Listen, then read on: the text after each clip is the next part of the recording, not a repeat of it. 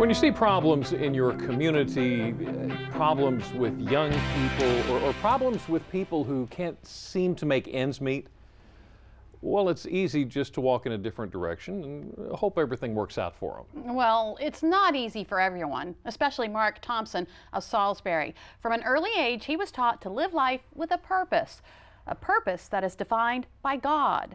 That's why we consider him to be a Delmarva treasure. As part of his project at Emmanuel Wesleyan Church in Salisbury called Adopt a Block, Reverend Mark Thompson packs up food to deliver to those who need it most in Salisbury, a long way from his birthplace of Erie, Pennsylvania. We didn't even know we were poor back in these days. Education was important to Thompson's dad, and he wasn't going to let the color of his children's skin deny them the right to learn. The black kids slept on the floor, and the white kids slept on little cots. So my dad said, oh no, this is not going to happen. So he came in that one day and he pulled me out and took me to a Catholic school, and that began my life journey. I was Catholic during the weekday, Baptist on the weekends. Although Thompson said his parents instilled a sense of purpose in him and his brother, his teachers at the time weren't so sure he would be successful. I still remember my sixth grade teacher wrote a letter to my parents, and I still have that letter from sixth grade. I had a fourth grade reading ability.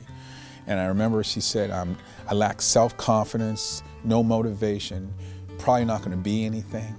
Despite the letter, Thompson went on to get a college degree and eventually found work with FedEx, starting out as a courier. I knew I had purpose. And what changed me, I was delivering a package to a lady. I was leaving, she said, hey, Charlie Brown, here's $1.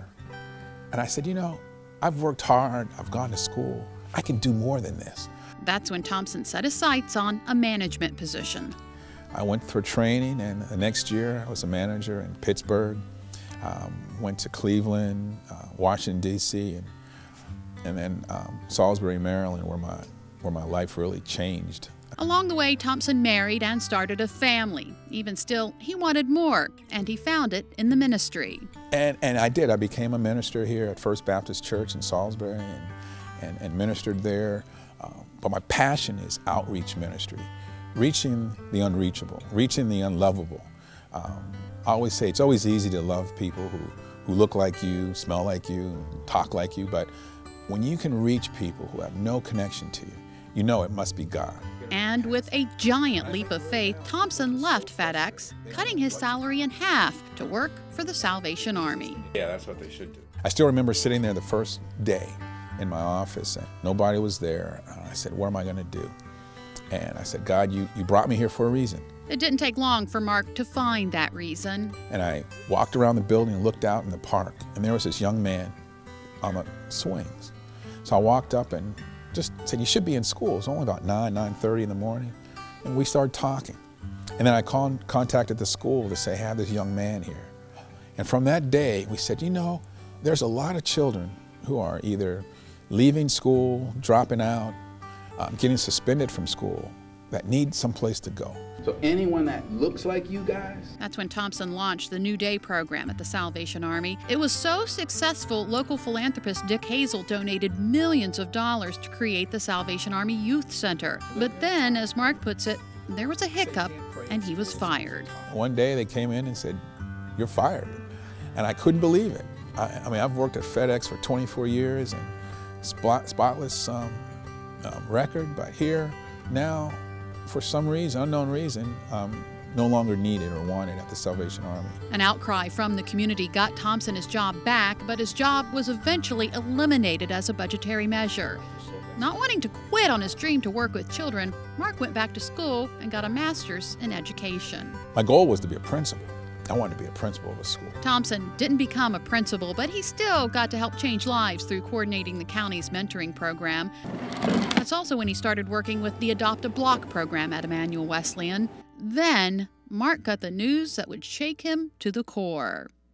I could not believe when I was sitting in the doctor's office last October, and they said, Mr. Thompson, you have cancer.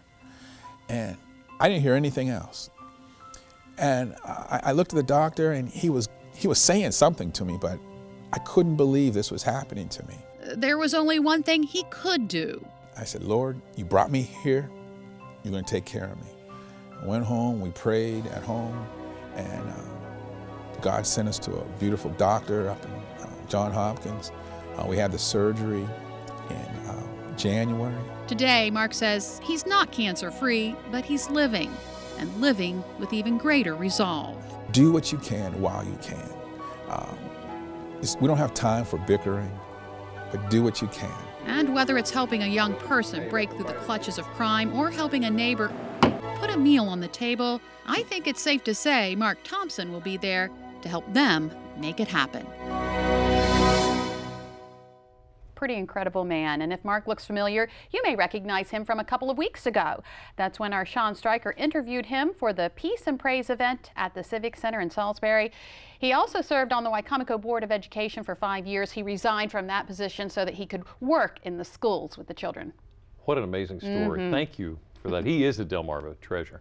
Well, something else that a lot of people treasure on Delmarva is trick-or-treating on Halloween. Got your costume ready to go? One major retailer is advertising plenty of them, but it's not the costumes that are creating quite the buzz, rather the models. We're going to tell you all about it next and hear why some parents want other companies to hop on board. Plus, we introduce you to one little girl who doesn't have just 1 or 2 or 3 Halloween costumes, but a month's worth. Hear the story behind this seasonal sensation and see some of her fan favorites. But first, you know Delmarva Life is all about community, and that includes your community as well. Is there something going on in your neighborhood? We'd love to hear about it and see your photos from the event. Send the information our way along with any pictures you'd like to share. You can reach us at comments@delmarvalife.com or like us on Facebook. You can share the information there.